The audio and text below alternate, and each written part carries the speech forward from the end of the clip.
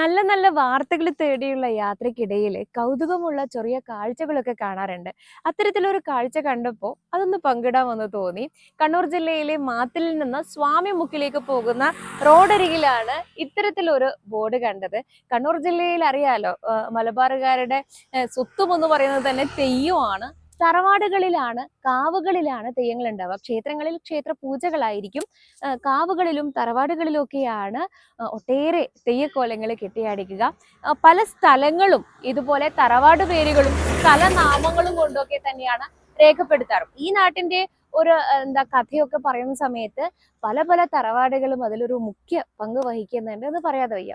പിന്നെ ഈ ബോർഡിനുള്ള പ്രത്യേകത എന്താണെന്ന് വെച്ച് കഴിഞ്ഞാൽ, ഇങ്ങനെ ഒരു ബോർഡ് വളരെ അപൂർവമായിട്ടാണ്. കാരണം ഇത് 4 തറവാടുകളുടെ പേരാണ്. ഈ ഒരു റോഡിലൂടെ പോകുമ്പോൾ എത്തിച്ചേരാൻ കഴിയുന്ന 4 തറവാടുകളുടെ പേര് ഒറ്റ ബോർഡിലാക്കി ഇവിടെ സ്ഥാപിച്ചിരിക്കുകയാണ്. നേരത്തെയും ഒരു ബോർഡിന്റെ വാർത്ത നമ്മൾ പുറത്തോട്ടിരുന്നു. ഇത് പക്ഷെ ഒരു വാർത്തയായിട്ടല്ല, ഒരു കൗതുക കാഴ്ചയായിട്ടാണ്. ആലപ്പടമ്പ് കുന്നുമ്മൽ തറവാട്, അവിടത്തേക്ക് എത്താനുള്ള ദൂരം പോലും രേഖപ്പെടുത്തിയിട്ടുണ്ട്. 200 മീറ്റർ സഞ്ചരിച്ചാൽ തറവാട്ടിലേക്ക് എത്താം. പിന്നെ ആലപ്പടമ്പ്, ഈ സ്ഥലത്തിന്റെ പേരാണ് കേട്ടോ. ആലപ്പടമ്പ് എന്നത് ഈ ഒരു സ്ഥലത്തിന്റെ പേരാണ്.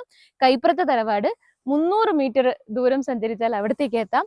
താഴെ മാവില തറവാട്, പയ്യാടക്കത്തെ തറവാട് 350 മീറ്റർ സഞ്ചരിച്ചു കഴിഞ്ഞാൽ ഈ മാവില തറവാടിലേക്കും, അതുപോലെ 500 മീറ്റർ പോയി കഴിഞ്ഞാൽ പയ്യാടക്കത്തെ തറവാട്ടിലേക്കും എത്തിച്ചേരാം.